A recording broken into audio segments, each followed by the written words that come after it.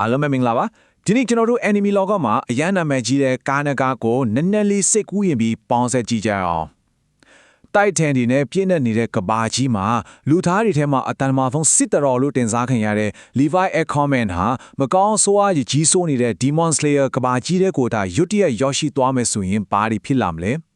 တကယ်ပဲအတန်မာဆုံးဟာရှိတာတွေရောက်ဖြစ်လာမလားဆိုတော့ကိုဒီနေ့အသေးစိတ်လေးလာသုံးသပ်ကြည့်ကြပါမယ်ကဲဒီတော့ Levi ရဲ့စွမ်းရည်တွေကိုအပိုင်း6ပိုင်းခွဲပြီးမြန်လေးလေးလာကြည့်လိုက်အောင်ကဘာနှစ်ခုပေါင်းစုံခြင်းကနေစသည်နောက်ဆုံးအမြင့်ဆုံးဟာရှိယအဆင့်ရောက်တဲ့အထိစိတ်ဝင်စားစရာကောင်းတဲ့အချက်တွေကိုအဆင့်ဆင့်တုံ့တက်သွားကြပါမယ်ပထမဆုံးအပိုင်း1အနေနဲ့ဒီ enemy ကဘာနှစ်ခုပေါင်းစုံသွားတဲ့အခြေအနေကိုကြည့်လိုက်ရအောင်စဉ်းစားကြည့်ပါတိုက်တန်ရဲ့အနေရကနေနေ့စဉ်ရုံးကန်နေတဲ့ကဘာကနေညဘက်ဆိုရင်မကောင်းစွားတွေတောင်းကြနေတဲ့ကဘာစီကိုလီပိုင်းသာရောက်သွားခဲ့မယ်ဆိုရင်တကယ်ကိုရင်ခွန်စရာကောင်းပါတယ်လီပိုင်းကတိုက်တန်ကြီးကိုနှိမ်နှင်းနေနေရမှာပြိုင်ဘက်ကင်းနဲ့မြန်နှုံးနဲ့ကြောက်ခမန်းလေးလေးတိုက်ခိုက်မှုစွမ်းရည်တွေကိုပိုင်းဆိုင်ထားတယ်လေဒါဆိုရင်သူ့ရဲ့ဒီစွမ်းရည်တွေက Demon Slayer Corps ရဲ့အမြင့်ဆုံးယာဒုဖြစ်တဲ့ဟာရှိရာတယောက်ဖြစ်လာဖို့လုံလောက်ပါမလာ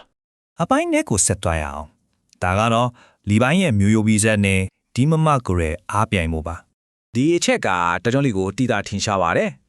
Demon Slayer ကဘာမှာဆိုရင်အထက်လမင်းနေလို့အကောင်ကြီးတီတွေကိုရင်ဆိုင်မှု Demon Slayer မှာပွင့်မှုလိုတယ်လေဒါပေမဲ့ဒီ Mark ဖွင့်မှုကအတက်အတန်နဲ့ရင်ဆိုင်ရတဲ့အလွန်ပြင်းထန်တဲ့အခြေအနေမျိုးမှရတာပါလီဝိုင်းကြတော့အဲ့လိုမဟုတ်ဘူးသူရဲ့အခက်မမျိုးရိုးဗီဇကတဘာဝအလျော်ကိုနိုးကြပြီးသားဖြစ်နေတော့ခွန်အာရောအမြန်နှုံးမှာပါလူသားတွေရဲ့ကန့်တက်ချက်ကိုအလိုလိုကြော်လွန်နေပြီးသားပါတနည်းအားဖြင့်ပြောရရင်သူ့ဗီဇကအမြဲတမ်းပွင့်နေတဲ့ Demon Mark တခုလို့အစွမ်းတက်နေတာပေါ့ပြီးတော့ Demon Slayer ကပါမှာအမြန်နှုံးကတဲ့အရေးကြီးတယ်လေလေးပိုင်းကသူ့ရဲ့သင်္ကေတဖြစ်တဲ့ 3D manual gear တောင်တက်ဆက်ရမလို့ပဲလွတ်လပ်လပ်လှူရှားရင်တောင်မှသူ့ရဲ့မူလအမြန်နှုံးက Demon Slayer Corp ထမှာအမြန်ဆုံးဟာရှိရာတွေဖြစ်ကြတယ်Tengen Usui တို့ Shinobu Kocho တို့လိုအဆင့်တွေနဲ့အေးဆေးကိုရှင်းနိုင်ပါတယ်မွေးရပါအားတချက်ဆိုတာဒါမျိုးကိုပြောတာပါ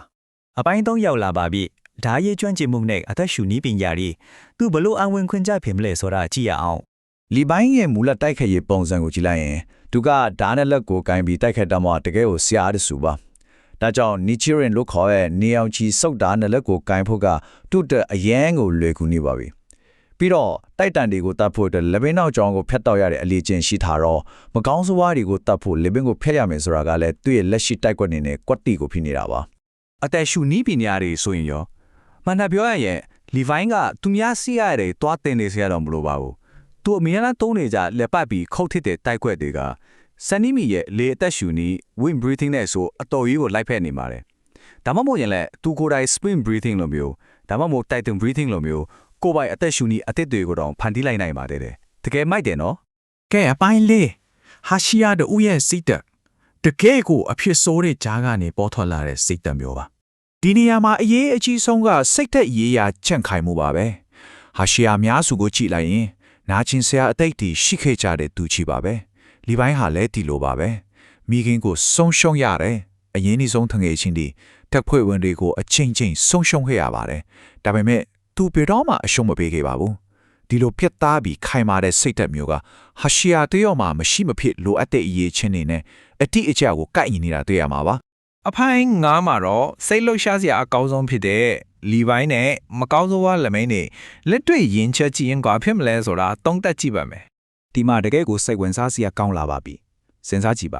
ါဒီပိုင်းတအောင်လိုမဲနေနဲ့တွေ့ရင်တော့ပြောစရာတော့မလိုပါဘူးသွေးပူလေးချင်းကလောက်ရုံလောက်ပါပဲသူတို့ခေါင်းပြတ်သွားတာကိုတော့တီးလိုက်မှမဟုတ်ပါဘူးဒါမဲ့အာကာဇာဒိုမာနဲ့ကိုရှိဘိုတို့လိုအထက်လည်းမဲနေနဲ့တွေ့ရင်တော့တိုးချင်းရှင်ပြိုင်တဲ့အခါနည်းနည်းတော့ယုံကန်ရနိုင်ပါတယ်ဒါမဲ့သူရဲ့ Ackerman Visa ရဲ့တိုက်ပွဲဖတ်ရှုနိုင်စွမ်းရဲ့အသက်ရှူနည်းပညာတွေရဲ့ဒါပေါင်းဆက်လိုက်မယ်ဆိုရင်သူ့နိုင်တော့ဖို့အခွင့်အရေးအပြည့်ရှိပါတယ်နောက်တစ်ခုကတခြားဟာရှိရတဲ့နဲ့ဆက်ဆံရေးဆိုရင်ရော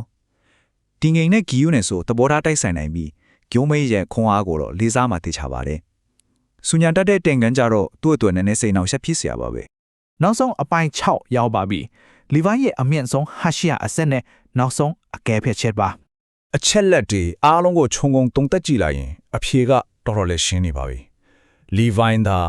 Demon Slayer ကဘာကိုရောက်သွားခဲ့မယ်ဆိုရင်ရိုးရိုးဟာရှိရာတယောက်ဖြစ်လာဖို့ဆိုတာထက်အမြင့်ဆုံးအဆင့်ဟာရှိရာtop tier ဟာရှိရာစီးရင်တဲ့ကို AC ကိုဝင်သွားမှာပါသူရဲ့မွေးတာပါခွန်အားတဲ့ပြိုင်ပကင်းတဲ့ဓာတ်ရေးစွမ်းရည်တွေမစွတ်မနစ်တဲ့စိတ်သက်တွေက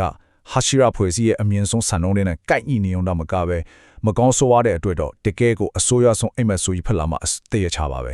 ကဲဒီလေးလသုံးသက်ချက်တွေအရာဆိုရင်နောက်ဆုံးစဉ်းစားစရာမေးခွန်းတစ်ခုပဲကြံပါတော့တယ်